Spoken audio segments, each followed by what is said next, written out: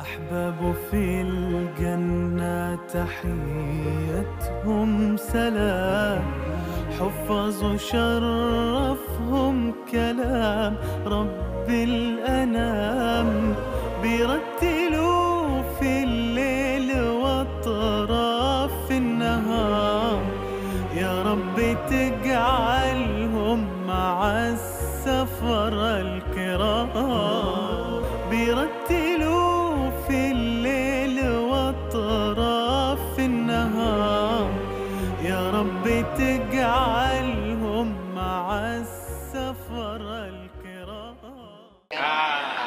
Laporan lah ya. Iyalah, sip. Terima. Iya, Ustaz. Makan juga boleh ini. sebenarnya yang minta Hah? kopi juga boleh dulu. Iya. Terima yang mau kopi. Tak, kopi. Pak. Lagi yang kopi dulu. Lah, siap. Yang kedua. Yang kedua. Tak jelo. Telah tapi tadi lah. Itu. Ya. Kita bincang santai kok. Kita. Ustaz. Jadi kedua dulu, jadi kedua. Baca orang awak Ustaz. Nan kaji lah buka dari tadi makan pun Allah. Karena hari dalam malam mau itu duduk di laptop buat bersama. Kok di Mas Haji tadi kan formal mana namanya. Kini kita duduk di laptop jadi itu lapik. Arti madeko anak terasul Pak tanyakan. Nah, lagi Pak. Jadi dalam hal ini Ustaz. Mendon ya, mana? Ustaz. Yo artinya Yo baca fikir. baca itu lapik gitu. Mudah-mudahan kita cerita lapik itu tapi lagi mau dewa. Nah, itu. Jadi kalau baru sana silakan kalau memang ada rasul-rasul yang bertanya tentang kejadian ini tentang rasul-rasul yang kurang baik dari sisi kajiannya tadi yang lama pelajari lewat atau adunan rasul-rasul yang ada simpan-simpan di hati yang bertanya kayak dari Jakarta hilangnya itu awak kadang-kadang cara berkok kan kalau ada cara berkok kamu tanya menderko ini kalau ada di sana awak ingin mulai apa? Kalau dia Ustaz ya, yo nanti subhanallah wa yo syukur saya. Alhamdulillah. Alhamdulillah wa. Yo salah buka wa ayo wa acara keluar kota 2 malam, 3 malam, tapi nak kini pun tak beda satu sana. Awak ada apa yo aja keluarga, aja anak-anak, ya anak-anak awak acaranya lancar, disaliak yang awak pun mana kira ilmu saja. Alhamdulillah. Jadi saya sudah awak di puncak, suasana puncak, saya lebih tanah di sana. Oke, wak keluar kota dari kota, waktu itu Gunung Karajo dari tantangan-tantangan kehidupan awak, apa ya liburan. Itu saya sana. Ditambah gini lewat, ialah diisi lewat je nasihat-nasihat agama, diisi ada nasihat dari guru-guru awak tadi. Ayo rasa syukur mana saya tak suruh. Kira-kira kopi lah. Yo, lanjut. Lanjut. Jadi pertanyaan dengan dia kamu ya. Jadi pertanyaanmu apa Ustaz? Dalam hadis disebutkan Nabi kita Nabi Muhammad SAW yang mengimami sholat tarawih selama 3 malam. Ditakutkan dianggap wajib dengan umatnya kan dengan 3 malam. Di dalil lain disebutkan Nabi kita iktikaf di 10 malam terakhir Ramadan itu. Nah, pertanyaan saya di 10 malam terakhir itu siapakah imam sholat tarawih? Mohon dijelaskan. Di 10 malam terakhir. Ya kan sebelum Nabi cuma mencontohkan 3 malam menjadi imam sholat tarawih. Di dalil lain disebutkan 10 malam terakhir Nabi kan itikaf. Di itikaf itu siapa imam sholat tarawih? Itu yang menjajal dari saya dari dulu. Iya. Ini kok sebelum dijawab saya yang imam tuh. Wak bertanya dulu ke diri yang bertanya gitu kan. Kira-kira pertanyaan tuh lain enggak kabar tambah iman wak dek mendapat jawaban tadi itu gitu. Sama kayak orang bertanya di mana tempat orang gaib Nabi SAW apakah hanya di surga atau di neraka gitu kan. Ini kok baca lihat dulu ke itu ke isi pertanyaan tadi. Kira-kira pertanyaan tadi itu kalau dapat jawaban dia awak bertambah ndak iman? Mudah-mudahan. Kalau lewat tambah iman, alhamdulillah. Cuma nampaknya kini kok pertanyaan itu kan berarti hanya sifat mengetahui namu. Ya. Tidak masuk ke bab akidah di situ tuh. Tidak masuk ke bab fikih, tidak masuk ke bab hadis dan seterusnya gitu ya kan. Dan kedua, kini masuk kepada pembahasan. Terkadang di dalam sejarah ada disebut di dalam periwayatan. Bahwasanya di situ tuh sia yang hadir, sia yang mengimami gitu ya kan. Kemudian kalau memang tidak ada di dalam sejarah itu tasabui, berarti kan tidak perlu juga cari-cari tahu sia di situ orang no gitu ya kan.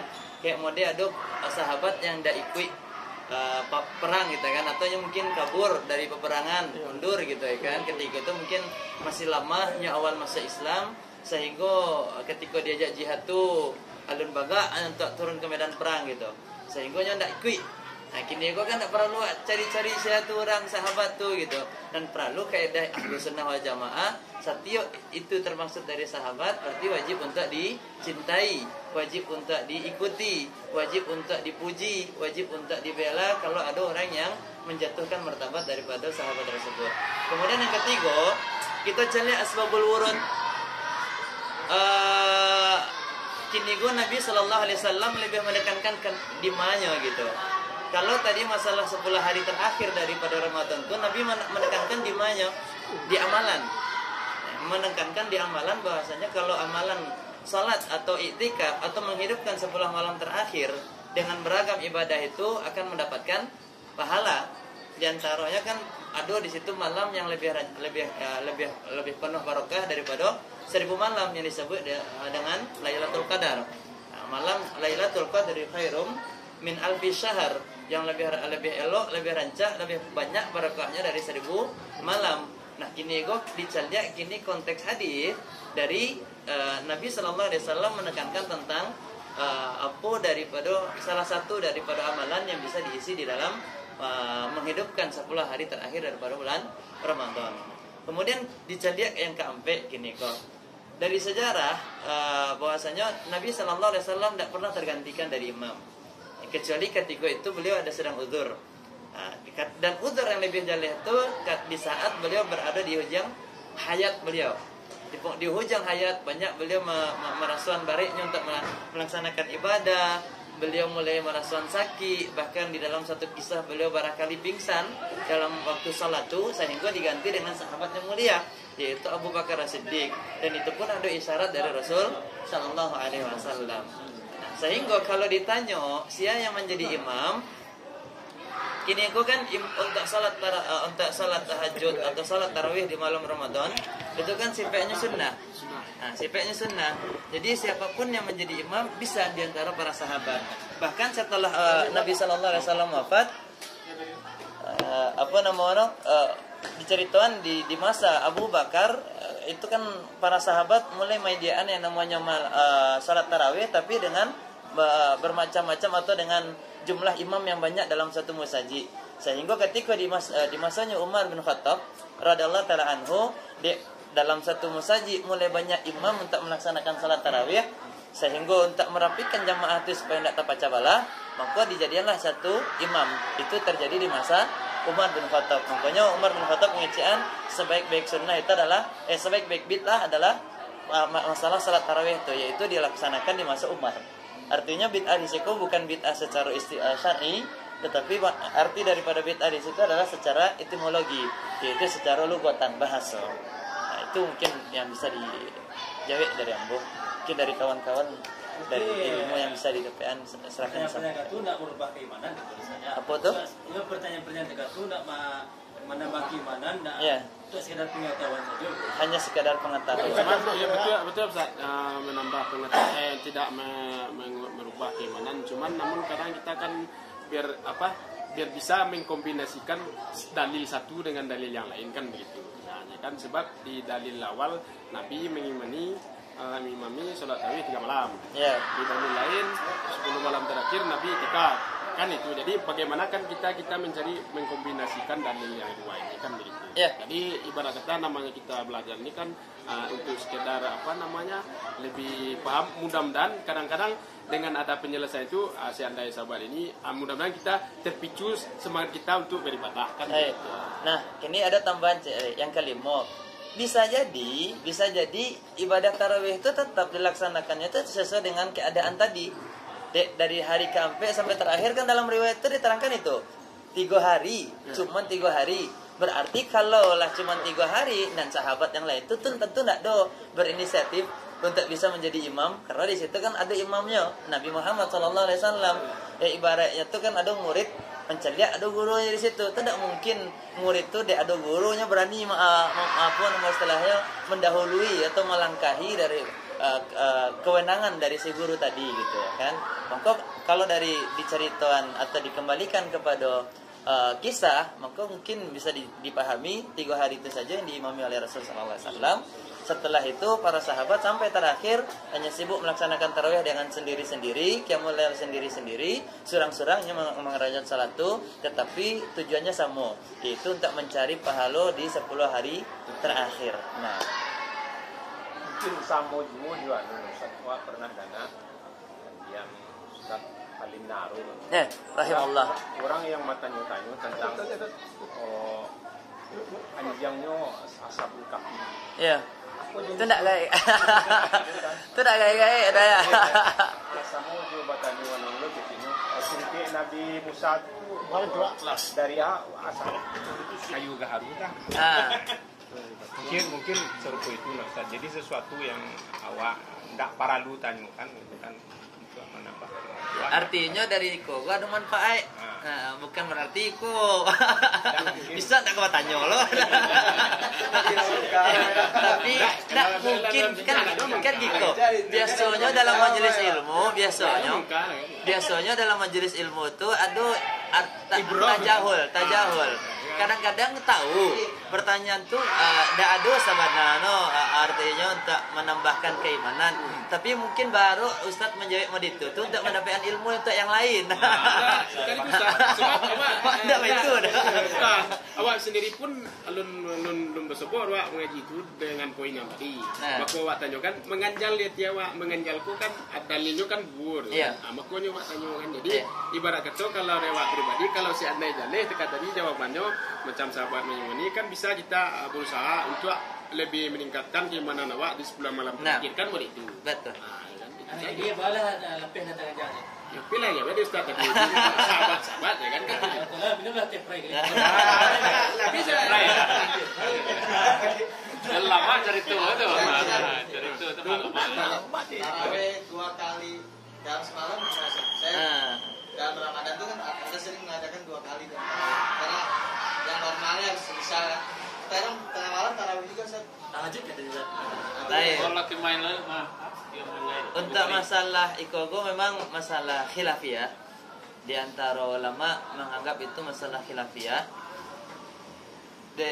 Para ulama madhab Abu Hanifah, Imam Malik, kemudian Imam Muhammad bin Idris Asy-Syafi'i, kemudian Imam Ahmad bin Hanbal rahmatullah alaihim, mereka pun ketika mengerjakan qiyamul lail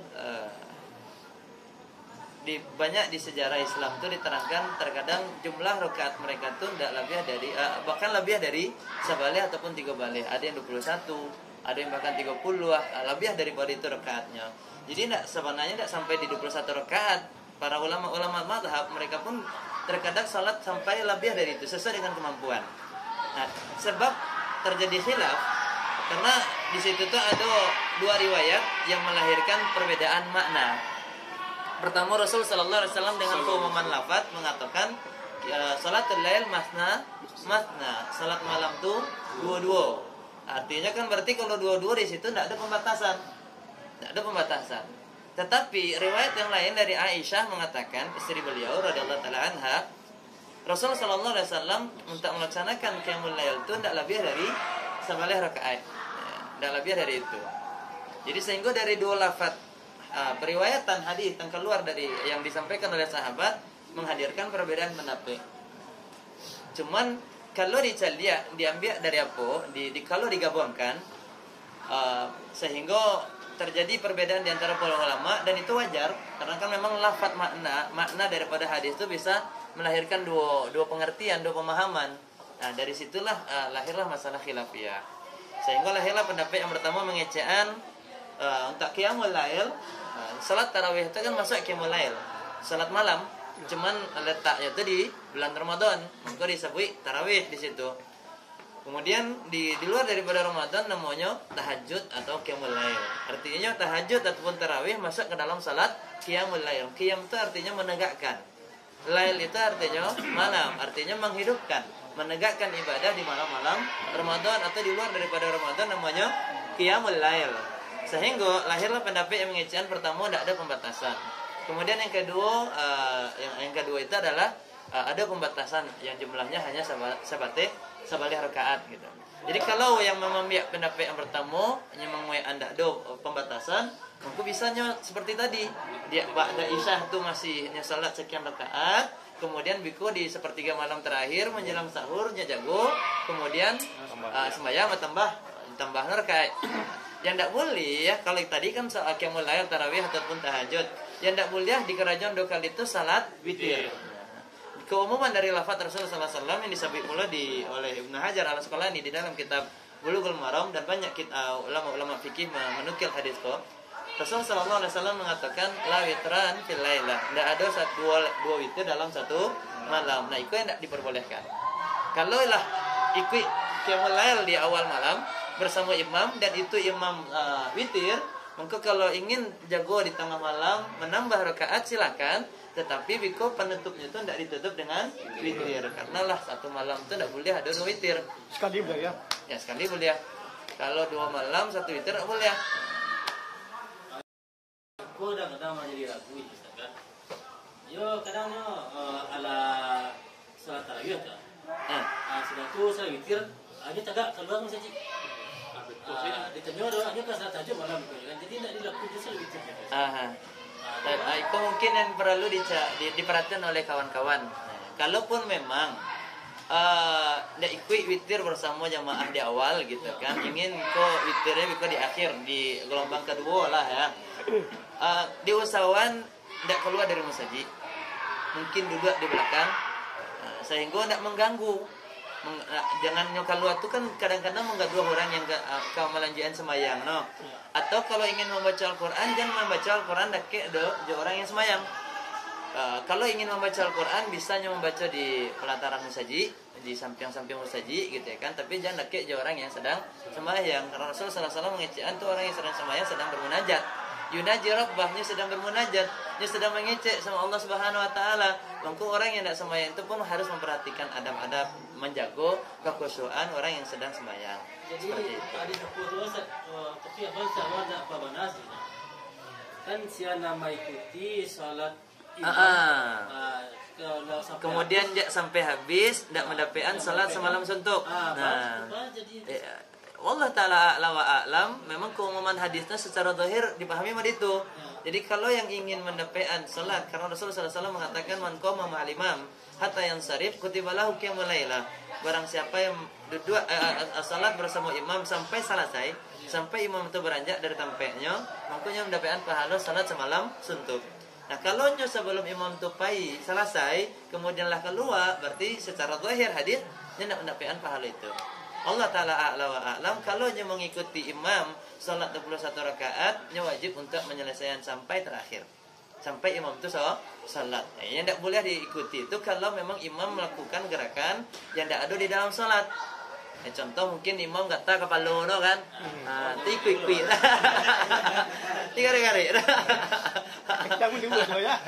imam lapos deh sarang lo kan, dia pakai sarang lo. Semua orang masuk assalamualaikum, imam, waalaikumsalam.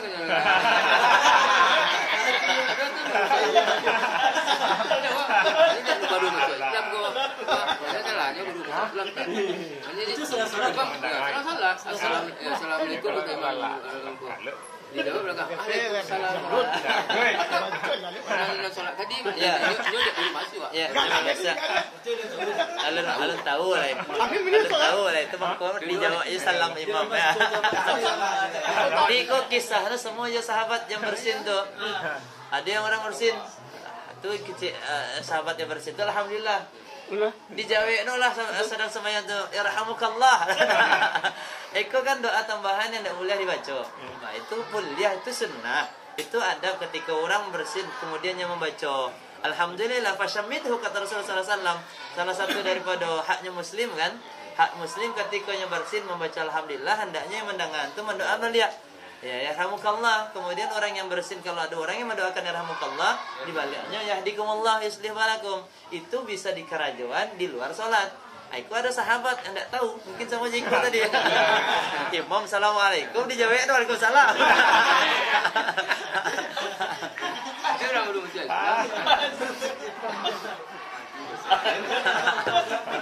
Nampak aja jadi tua.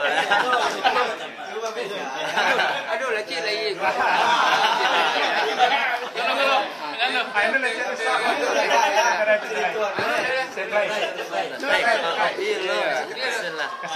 Ada cik lagi, kok di Amerika? Orang Arab. Di satu gereja ya, satu gereja aku orang Arab. Aku masuk je kawan-kawan semua nak kuliah kan. Di dalam tu lah masuk taman mal pendeta mesti dia. Islam satu orang. Angkat dia keluar. Kondisi dia naleng tak boleh pendeta. Jangan tidak dong pertanyaan ke nyuruh. Kecil pendeta. Tanya itu. Saya bertanya ke kamu sebanyak 21. Jadi dia mau apa kan? Dia ngaku kan? Yang betulnya tanya tu lama je tu. Ditanya dia pendeta. Tu sampai 21 tapi jauh dia ulang Arab tadi kan. Jangan tadi kan. Ada tu langsung dia jawab dia. Di balik ada pertanyaan. Beliau tanya, sekarang saya bertanya sama pendeta. Cuma satu aja. Boleh? Pembuka kunci surga apakah itu? Pendeta. Tanya ke pendeta. Pendeta teman aku tahu Pak Ustaz. Yang pembuka kunci surga pendeta aku tahu. Cuma kalau terbuka dia kecil, terbuka dah buka. Taman dia. Jawab dong kata anak mahasiswa. Kamu orang 21 jawab benar. Kamu masa takut? Enggak tahu saya masa takut. Kok takut? Iya. Itu password itu kalau dosa. Jawab pembuka kunci surga asyhadu an la ilaha illallah wa asyhadu anna muhammadar rasulullah. Pembohong kamu masuk Islam siapa pendeta anak-anak mahasiswa. Semua masuk Islam. Itulah pendeta. Berarti dia tahu ya? Iya tahu. Itu lucu. Cik walau ni kan kecil saya dulu. Mana 21 nak tahu. 21 pertanyaan. Kita mana? Gimana kan? Kau dia tahu dia masalah. Buat santiang lama mana sekali. Tentukanlah awak dengan cerita Pak. Itu cerita itu tipe dan ibarat kopi teh. Bulu pamaning pun. Karena Teh rata-rata. Aduh, itu kan jam. Tanya ganja. Pendorong. Kok dulu kan jam soal ganja gitu kok. antara susta. Kan Kalau sholat, sholat. Ini menurutku. Awak sedang sholat. Misal, sudah tuh Allahu Akbar. Nasi awak sedang masak. Mangalaga. Nasi mangalaga. Sudah tuh tamu tiba. Baca doa menanggapi sholat. Kalau daripada dia, misal nasi kok daripada dia, malam ya. Kebakaran lah. Saya kebakaran. Iya. Nak kayak magicom nak. Kalau kayak magicom dia ada. Cinta mahasiswa. Oh iya.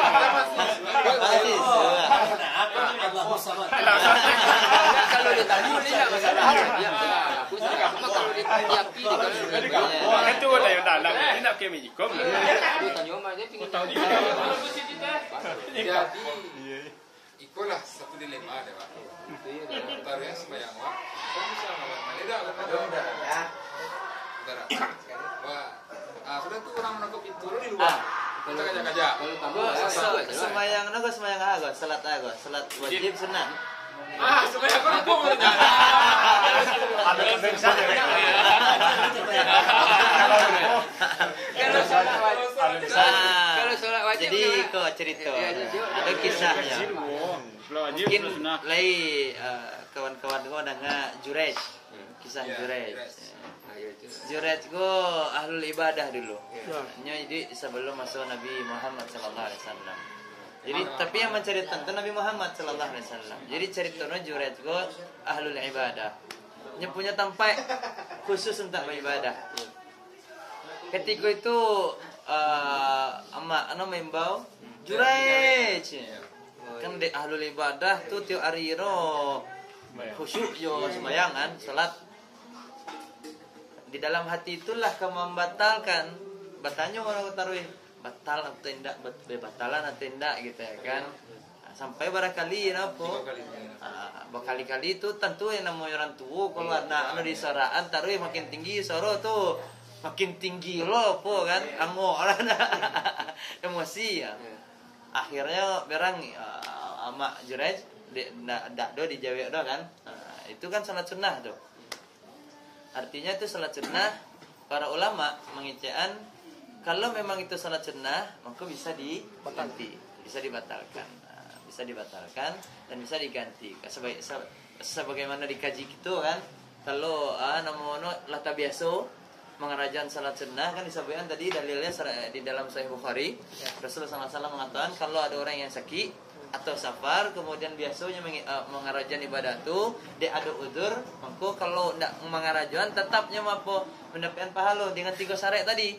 Pertama ada keinginan, yang kedua ada udzur, ya, kemudian yang ketiga itu menjadi kebiasaan sebelumnya, rutinitas. Kemudian jadi kalau kita kembali kepada pertanyaan tadi, kalau itu adalah salat sunnah maka itu bisa dibatalkan. Kemudian kalaupun tidak dibatalkan, saya lihat hajat. Nabi SAW pun pernah sembahyang. Ketika itu orang rumahnya minta dibukakan pintu. Sambil sembahyang, berjalan ke pintu. Ceritanya cewek lampu mati tadi itu dianggap di rumah lah. Jadi jalanlah Nabi SAW ke pintu, membukakan pintu untuk Aisyah radhiyallahu taala anha. Setelah itu beliau tetap melanjutkan salat dan beliau pun sambil jalan dari tempat sembahyang ke pintu jalan, dari pintu balik ke tempat sembahyang tuh sambil jalan. Tetapi tidak berhenti salat, artinya tidak dibatalkan. Kemudian wajah beliau masih dihadapkan ke kiblat. Itu kan menjadi syarat apa? Syarat sah salat diadaan wajahku ke kiblat. Nah, kalau memang itu bisa dikerajuan, tanpa harus merubah arah gitu ya kan, tidak menyusahkan, maka silahkan dikerajuan tadi itu. Nah, kemudian mungkin dimatian tadi kompor tuh sambil gitu ya kan, sambil berjalan. Kalau bisa dimatian tanpa harus membatalkan. Ya contoh kayak tadi itu magic jar gitu kan, magicom gitu kan bisa dimatikan sebentar. Cabik saya apa kabel kan atau tapi ini saja dilangsung ya. Apa mak? Pada dibatalkan langsung. Nah, tetap tidak dibatalkan gitu kan. Nah, kalau lah tangguang kan lah. Dah sebentar lah tahiyat ya, tahiyat akhir. Nah, kalau baru takbiratul ihram kan masih di awal lah. Sekarang sudah langsung iya. Jawab Kalau memang bisa kalau mana suami tua memang kan mundur sih kalau siap lah itu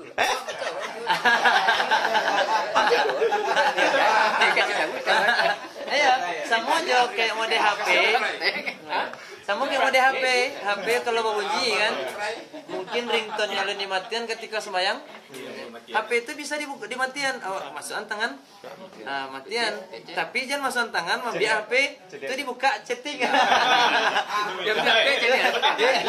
dibuka chatting ditulis di balik halo maaf jangan diganggu lagi salat itu kenapa itu kan batal sembahyang itu banyak itu mengicik namanya tulisan gua kan mewakili lisan jadi itulah banyak gerakan yang tidak harusnya dikerajuan ketika sembahyang kalau hanya sedang seperti itu keadaannya bisa cukup dengan gerakan-gerakan yang tidak berlebihan.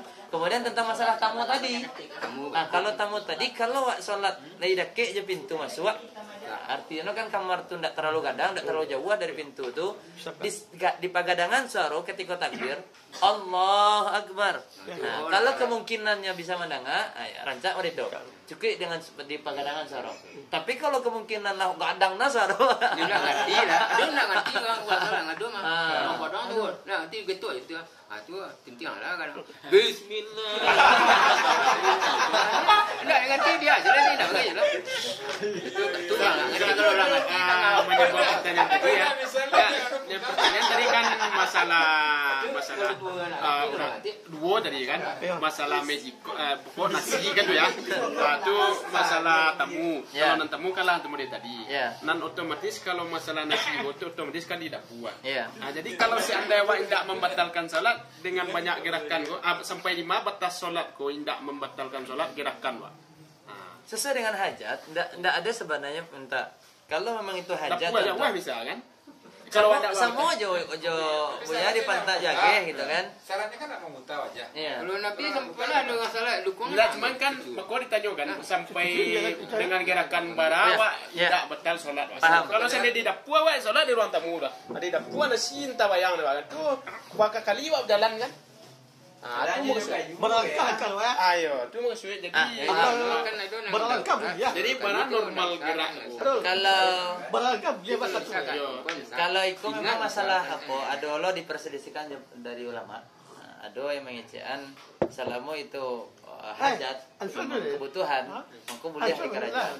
Kalau ada gerakan-gerakan yang di luar kebutuhan, contoh kayak memperbaiki peci itu ya kan, atau jam atau apalah gitu ya, yang nggak perlu lah, yang tidak perlu di mazhab kalau tidak salah mazhab Syafi'i, kalau gerakan itu dilakukan lebih dari 3 kali itulah bisa membatalkan salat. Nah, itu gerakan di luar salat, artinya tidak ada kebutuhannya kayak mencari jam di peluan jam, peci